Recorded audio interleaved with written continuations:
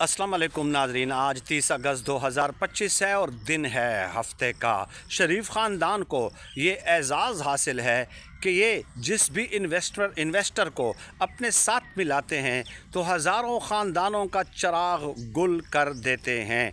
इसकी सबसे बड़ी मिसाल मैं आपको बता दूं, इमरान ख़ान साहब का एक पुराना क्लिप जो है वो सोशल मीडिया पे वायरल है और उसमें इमरान ख़ान साहब ये कह रहे हैं कि अलीम ख़ान साहब जो दरियाए रावी है उसके बेड पे जो है वो जनाब एक हाउसिंग सोसाइटी कायम करना चाहते थे 300 कनाल की, और वो मुझसे ये एक्सपेक्ट कर रहे थे कि मैं चूँकि पावर में हूँ इसलिए मैं उनके इस इल्लीगल काम को सपोर्ट करूँगा। अगर मैं ऐसा करता तो मुझ में और शरीफ ख़ानदान में फिर फ़र्क क्या रह जाता।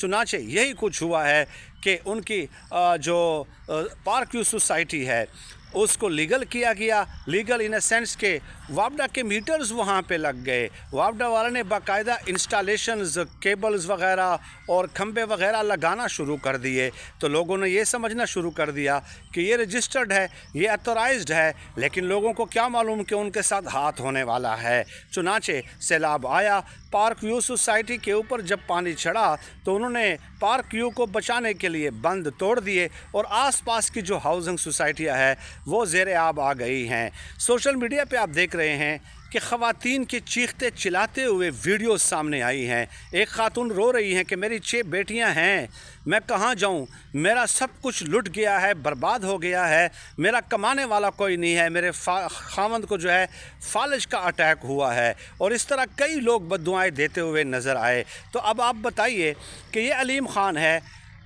मतलब अल्लाह पाक का क्या कुदरत का कानून है, हर एक को एक्सपोज ज़रूर करता है वो इस दुनिया में। अलीम ख़ान बैडली एक्सपोज्ड हुए हैं और उन्होंने इस बात पे कोई तवज्जो नहीं दी कि आवाम रो रही है, चीख रही है, चिल्ला रही है।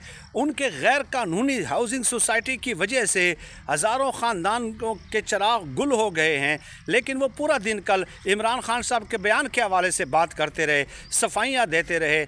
आपकी सफाइयाँ किसी काम आने वाले नहीं हैं।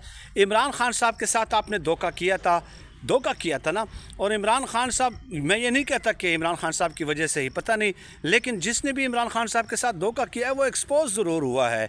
तो आप बड़े बुरी तरह से एक्सपोज्ड हुए हैं, अवाम ने आपकी दुर्गत बनाई है। जो बातें सोशल मीडिया पे उन हाउसिंग सोसाइटीज़ वाले आपके बारे में कह रहे हैं, मैं उसका एक लफ्ज़ भी यहाँ पे आपके सामने पेश नहीं कर सकता। आप ख़ुद जाके सोशल मीडिया पे देख लें तो अवाम ने आपकी दुर्गत बनाई हुई है, आपको बद्दुआओं से नवाज रही है। डरें मकाफ़ात अमल और रोज़े जज़ा से।